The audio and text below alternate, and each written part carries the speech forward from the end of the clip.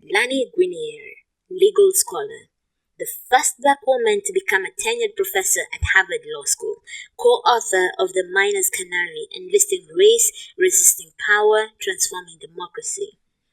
In this interview, Guinier reminds us that standardized tests more accurately predict the kind of car a student's parents drive than what grades that student will earn during the first year of college.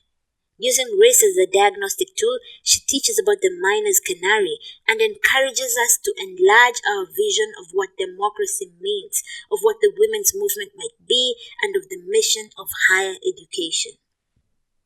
Question: in light of the women's movement's historical blindness on issues of race and class, would you share your vision of what you would like to see the women's movement in the United States doing today and how it should interact with international women's groups? Lani: Kimberly Crenshaw, a Black woman professor who teaches both at UCLA and Columbia, has written an important article on issues of intersectionality, in which she talks about the relationship of white women to people of color, to race. One of her points is that we need to think about race and we need to think about gender, each as coalitions in and of themselves. That is, the women's movement needs to be reconceptualized as a coalition of people who are committed to issues of equity in terms of gender.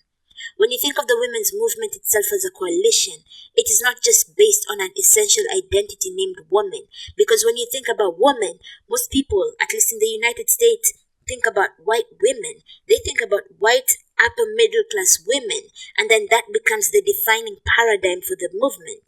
But if you think about the movement as itself being grounded in the notion of coalition, then the question is, who are these white upper middle class women in coalition with? And what are they in coalition to do?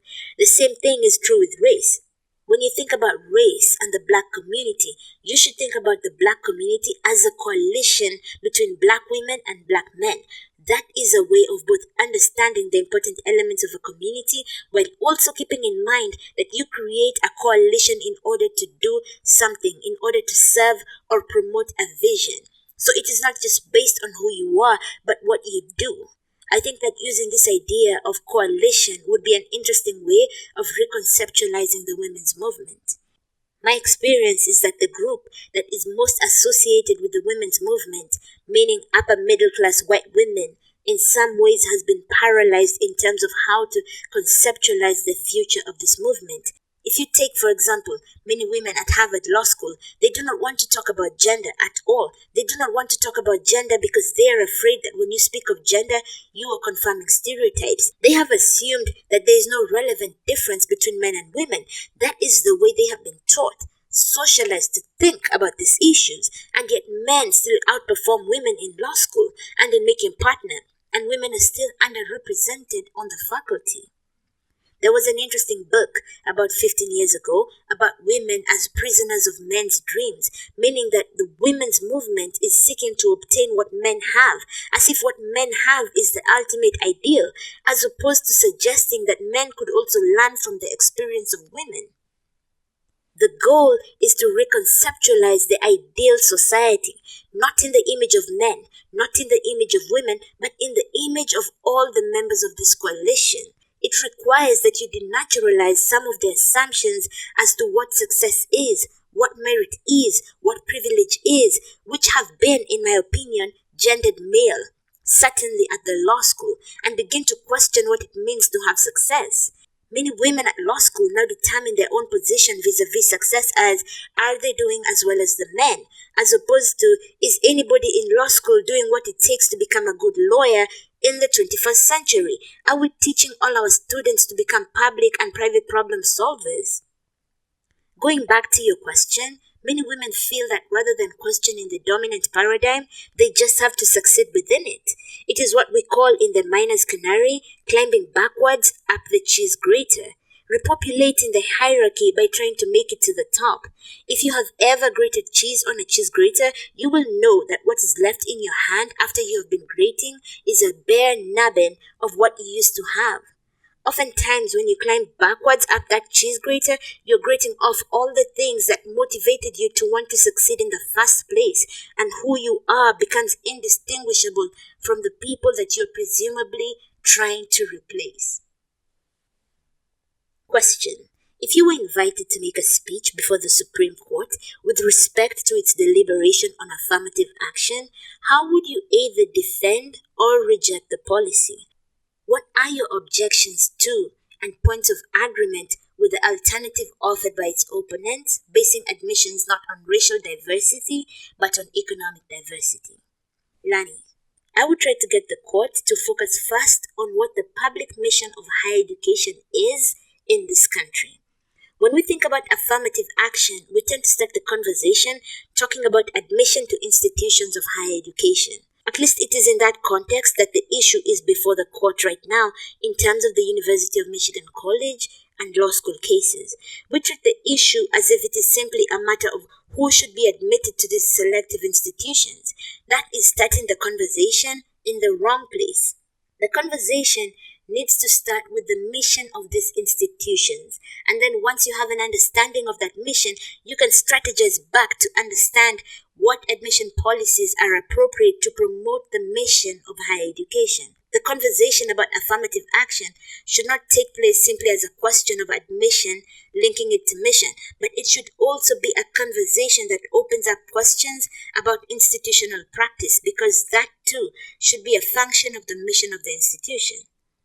Just as an aside, in terms of the Michigan case, which was argued on April 1st, 2003, there were briefs filed as friends of the court by a number of ex-generals and former heads of the military academy, which are now called the military brief, and there were briefs filed again as friends of the court by some of the Fortune 500 companies. What was interesting is that both the military and the business briefs did exactly what I am proposing. That is, they started with their mission.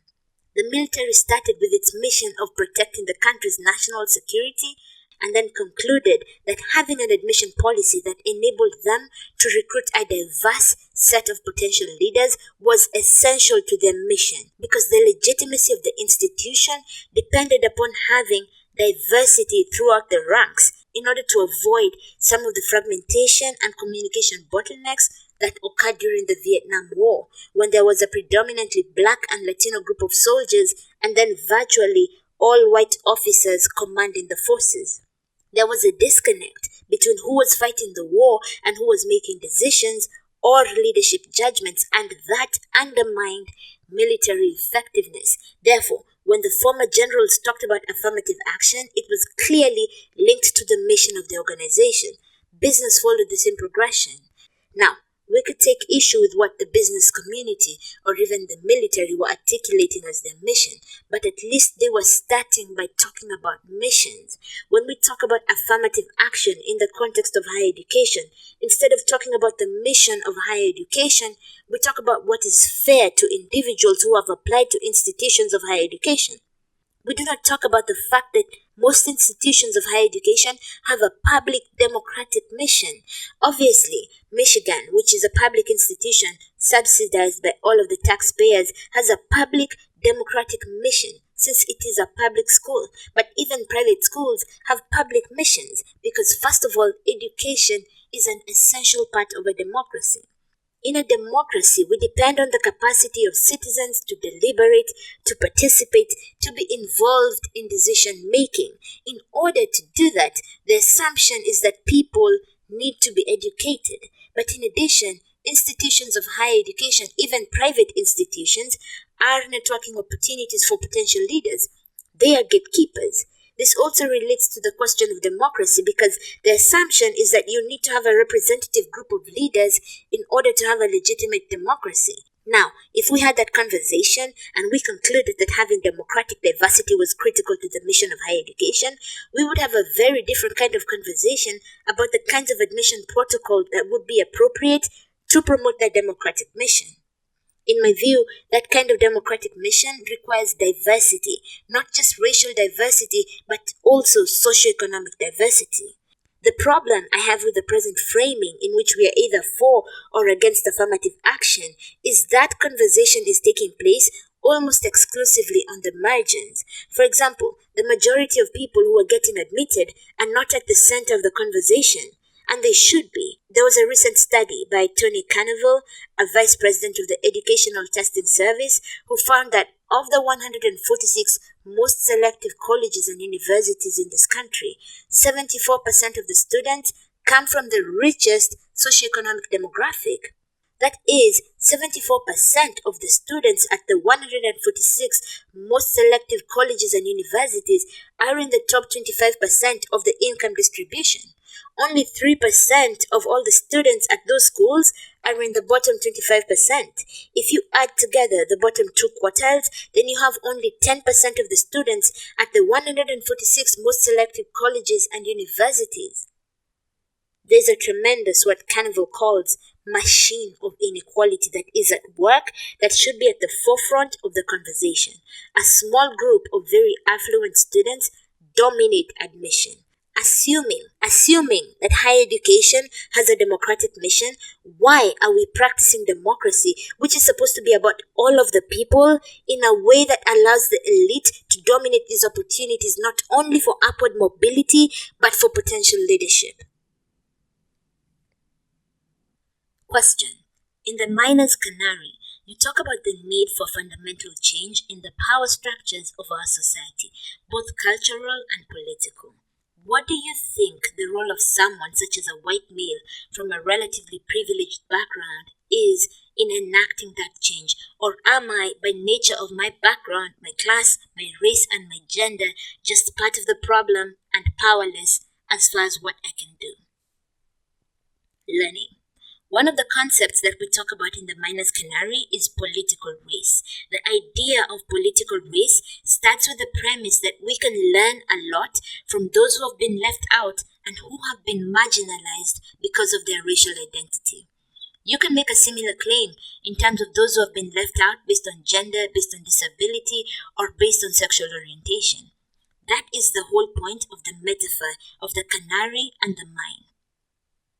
The canary was the diagnostic resource for the miners, who would bring this canary into the mines to alert them when the atmosphere was too toxic for the miners. The canary had a more fragile respiratory system, which when it gave away was a signal to the miners that there was a problem with the atmosphere in the mines. The argument that we are making with political race is that the experience of people of color is the experience of the canary. Oftentimes, the way in which we conventionally think about race is that we see things converging around people of color. We see problems that we associate with people of color and we pathologize the canary. We assume that because this is happening to people of color and we see it, that it must be a problem of those people. The idea of political race is to try to create a sense of connection between the miners and the canary.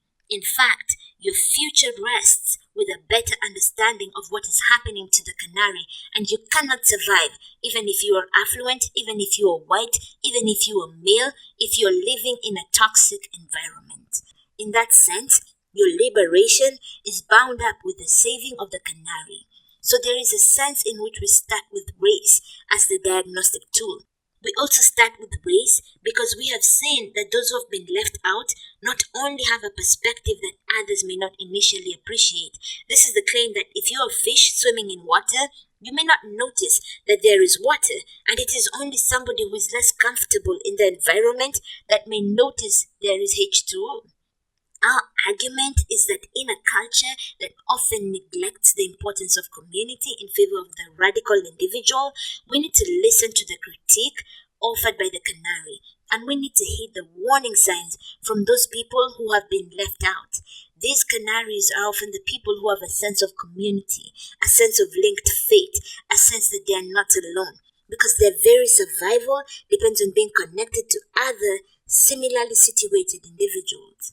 Political race is both a diagnostic tool and a resource of solidarity and community, and the goal is to mobilize those two assets to create a social movement that also brings other people into the movement, because it is moving towards a shared vision, not just fixing the canary, but fixing the atmosphere and the minds.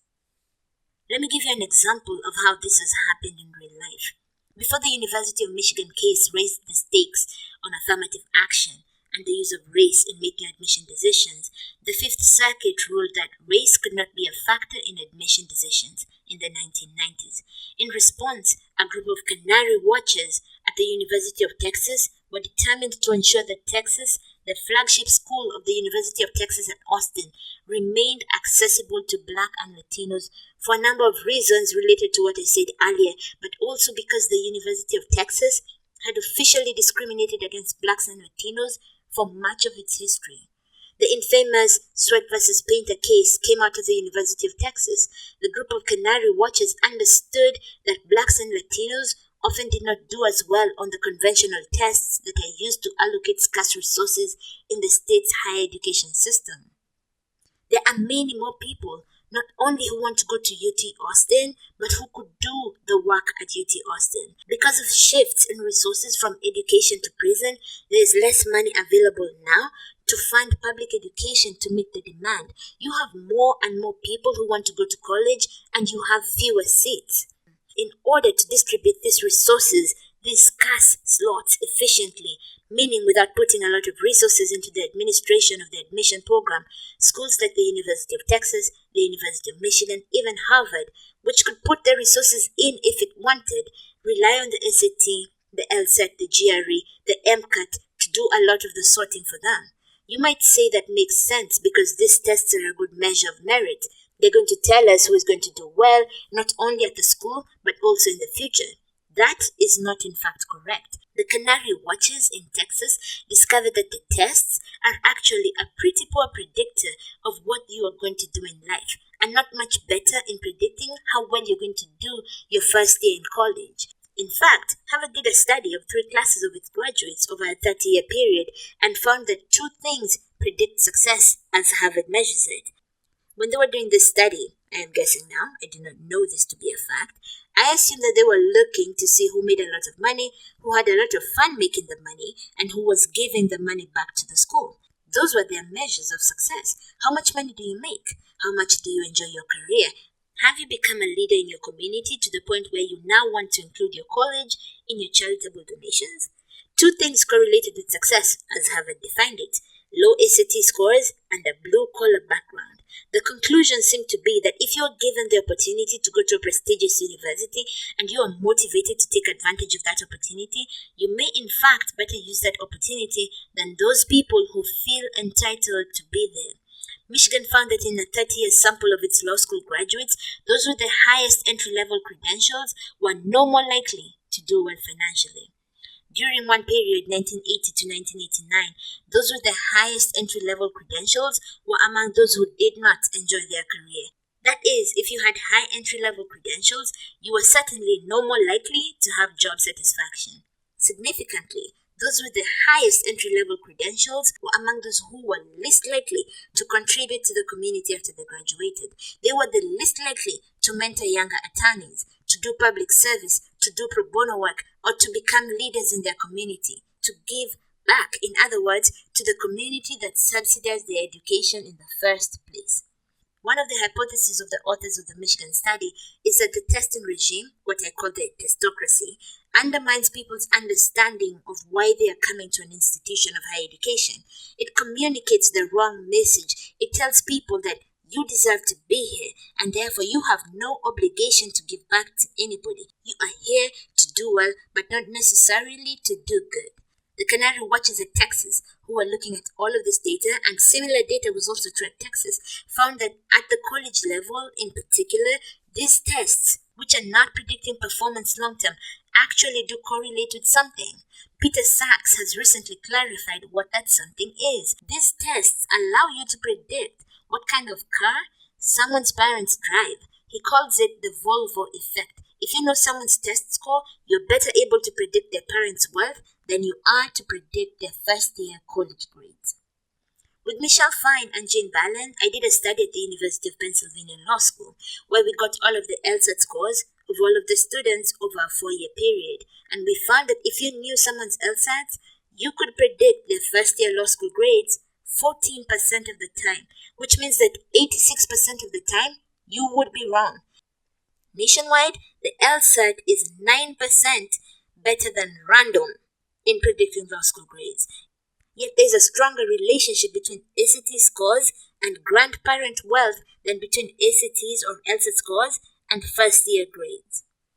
Because of this correlation with affluence rather than aptitude, you have the situation I referred to before, where 74% of the seats at these highly selective institutions are going to the 25% richest people in the United States. In Texas, the Canary Watchers were using race as a diagnostic tool.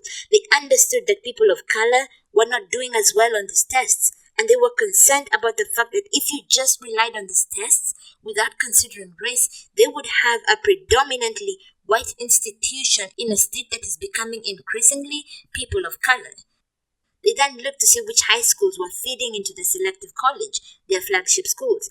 There are approximately 1,500 high schools in Texas, and 150 of those schools were providing 75% of the freshman students. 10% of the high schools of Texas dominated access to this public institution that was subsidized by all of the taxpayers of the state. That 10%, those high schools were from suburban Dallas, suburban Houston, suburban Austin. They then found that grades in high school are the best predictor of grades in college, if that is all you're interested in. I happen to think that that is a thin measure, what Carnival calls skinny merit, when you use just one idea, one concept, one test to determine merit. But if you're only going to use one thing, then grades in high school are a better predictor of your college success than your ACT scores. They came up with the idea of creating the opportunity for people in the top 10% of any high school throughout the state to attend the flagship school. So, if you were in the top 10% of a high school from San Antonio or in the top 10% of a high school in a depressed area of Houston, you would still be automatically eligible for admission to the University of Texas at Austin. They put this bill before the Texas legislature. They started with race as their diagnostic tool, but by the time they got to the Texas legislature, they needed allies. They were looking for coalition partners. Not all of the people, by the way, who were involved in the initial research were Black or Latino. At the time, the head of the Mexican-American Legal Defense Fund in Texas, Al Kaufman, was a white man. When they got this bill before the Texas legislature, it passed by one vote. That one vote was cast by a white, Republican, conservative legislator who represented a district in rural West Texas. He voted for the 10% plan because the Canary Watchers were able to show him that under the testocracy, not a single one of his constituents had been admitted to the University of Texas for many of the previous 10 years. They built a coalition between blacks and Latinos who were being excluded, and working class and poor rural whites who were being excluded by an admission regime that was preferring affluence to a more robust notion of merit. The 10% plan has been in effect now for what will be 5 years in June 2003. 50% of the class at the University of Texas at Austin comes in through the 10% plan. 50% of the class still comes in based on ACT scores, teacher recommendations, and the same kinds of things that you think got you into Harvard. Of the students who come in pursuant to the 10% plan, whether they went to a resource-starved school or a very well-endowed school, whether they are white, black, Latino, or Asian, if they come in under the 10% plan, they have a higher freshman GPA at the University of Texas at Austin than those students who are still coming in under the testocracy.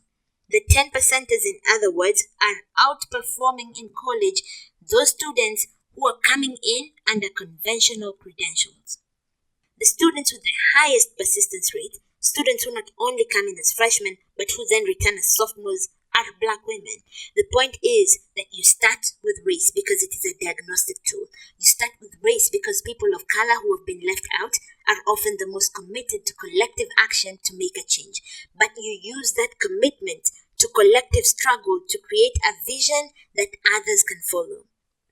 This is what has happened in Texas because the 10% plan has opened up opportunity.